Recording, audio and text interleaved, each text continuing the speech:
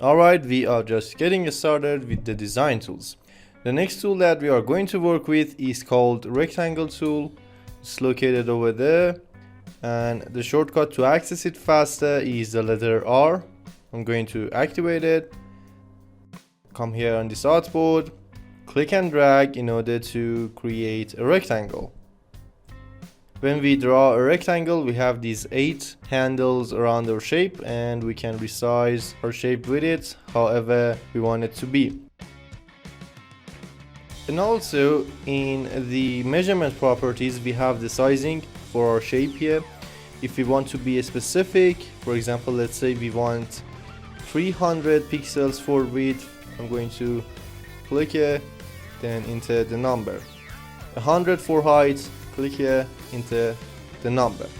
Right now, as you can see on my canvas, still the rectangle tool is activated, so I'm going to grab my select tool with the shortcut V, then click on this guy and let's place it here. I'm going to zoom in a little bit. So after the size option over there, we have the positioning of these elements within our artboard, and after that we can rotate it however we want in order to have the design that we want to have. We can flip it horizontally and vertically. I'm going to undo what I did here.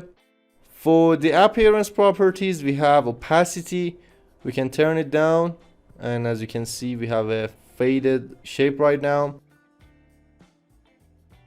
So let's turn it back to 100%. Next, we have this option, and with it we can have rounded corners for our rectangle. We use rounded corners for rectangles a lot in Adobe Xd. Right here on this artboard, sign in, you can see that both of these rectangles here have rounded corners in their design. In order to understand this concept better, I'm going to come down here to the Discover artboard. Let's create a new artboard right next to it. Alright, so this isn't what I wanted. I'm going to delete this one. I'm going to place it here. And then with pick color from a screen, let's set the background color to this one. Grab our rectangle tool, then click and drag. We can be specific with the numbers. For example, here let's go with these numbers. Grab the select tool, place it in the middle, and right now let's explore the option for having rounded corners in our rectangle. So right now this guy is activated and its name is same radius for our corners. Here if I just add some numbers, as you can see, we are having a rounded design for our rectangle. So it applies that number to all the corners around our rectangle. There is another way that we can do this operation, and that is from the canvas. Whenever we select a rectangle, we have those 4 dots appearing around the corners. So whenever we just click on them and then drag, take a look at the properties inspector, that number is changing as well. I'm going to reset it, just click, drag it outside, going back to the normal. And this one is called different radius for each corner. Now when I select it, as you can see right now, we have 4 placeholders here, and each of them represents a corner of our design. Let's say we want to have a design exactly like the card on the Discover artboard. So right here, this placeholder is top left corner radius. If I select it, you can see that it is highlighted over there, but we don't want to change that. We're going to leave it. What about this one? We want to add something to it. Let's go with 50. It's not enough. Let's go with 100. And that's enough. Right now we have rounded design for just one corner. Like this button, you can see that it has just one rounded corner.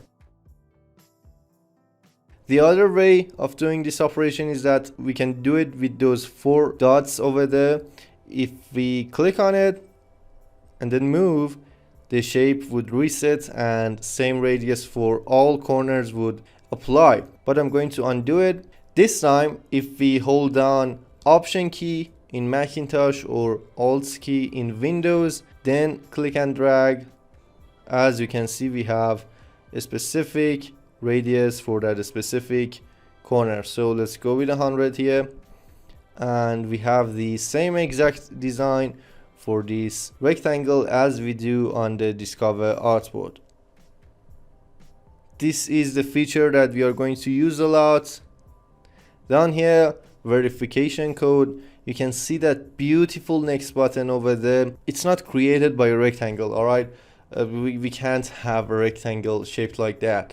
So let's select it. I'm going to move it here on the pasteboard in order to investigate it. I'm going to expand this group.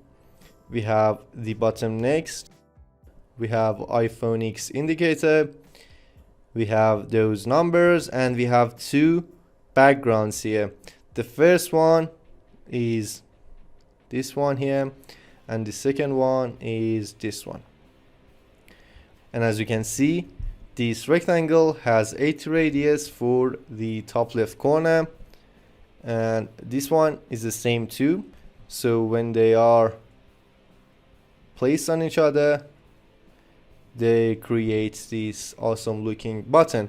We can get creative here. Let's do something. For example, let me select this white rectangle, and then I'm holding down Option key or Alt in Windows. Just click and drag in order to add some radius to this corner. 80 is okay. The next one, let's do it from here. It's this one, 80, and right now we have this new design that we created, and it doesn't look as good as the original, but I think it's cool. So let's go down here. We have this button. Then again, if I select it, you can see that this rectangle is using this feature here, different radius for each corner, and 30 radius for the top right and 30 radius for the bottom left corner. And here we have this rectangle. Then again, it has the same radius for all corners, and you can see the design. So we're going to use this feature a lot. All right, let's go back to the artboard that we were working on. Right here, let's see what else do we have in the properties inspector for a rectangle. We have fill. We can change the color of our rectangle however we want. We have border. Right now it's activated. I can disable it. Let me zoom in a little bit. Then I can activate it, change its color. After that, we have border size. I can add to the size of our border. I can add dash to it, add gap to it, and stuff like that. I'm going to turn these guys off for now. For the positioning of the border, we have three options here. The default is inner stroke. Let me show it to you. If I disable the border, you can see that our rectangle ends right over there. But if we activate it, the border would appear inside of the rectangle. So if I increase the size, you can see that it's applied inside of a rectangle. All right. The next option that we have for the placement of our border is called outer stroke. I'm going to select it. Let me hide borders for a second. Our shape ends right over there, and when we activate the border would appear outside of the shape. So right now, if I increase the size of my border, you can see that it's expanding outside of the rectangle. The last one is called center stroke, and as you can see, it's a combination of the two options that we had before. So right now we have the size of 10 pixels for our border. 5 pixels are outside of our rectangle and 5 pixels are inside. So if I increase it, Let's go up all the way to 20. Right now 10 pixels is placed here and 10 pixels is placed here. So have that in mind. Since you are going to use these features in your design, whenever you want to use auto or center stroke, be careful, because in complex designs, which the size of your elements plays an important role, when having these features on, your measurement properties doesn't show you the right size. For example, right now we have an auto stroke with 10 pixels. I'm going to disable it for now. As you can see on my properties inspector, the size of my element is known as 300 pixels width and 100 for height. If I enable border here, 10 pixels is added to each side of my rectangle, but still we have the size of 300 for width and 100 for height in our measurement properties. So just have that in mind when you are designing. For now, let's go with the inner stroke, the defaults here. We have other options for the borders. We can decide what kind of joins we want for our border.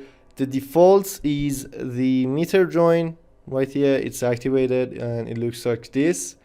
We have rounded join here. It adds a little bit of curve to the end of the border, and also we have bevel join here. So for now, let's go with the rounded join.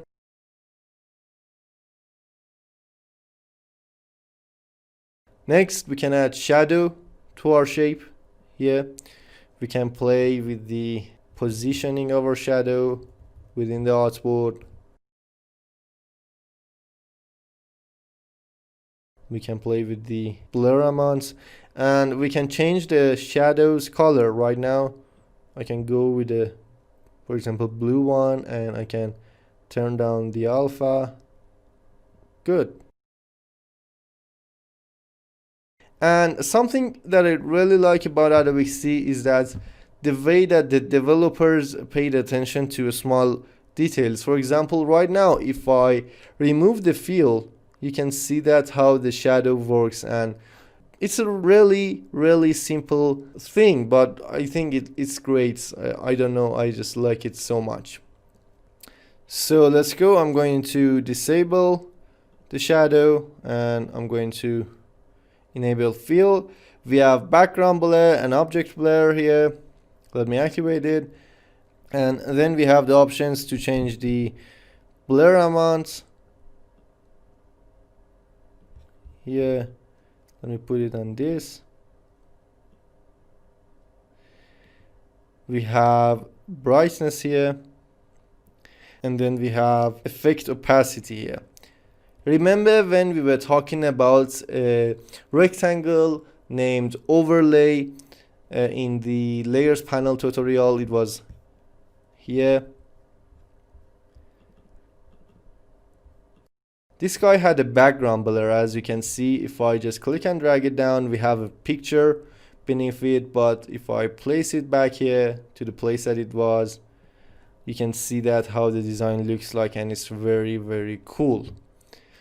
The other one we have is called object blur, and if I, for example, turn it to white, remove the border, increase the blur, we can have something like a cloud here. So that was everything you needed to know in order to work with the rectangle tool. It's a very important tool since most of our design elements is actually a rectangle. We are going to add some new concepts about this tool later on this course, but for now you are ready to use it on your designs. Thank you for watching and make sure to subscribe.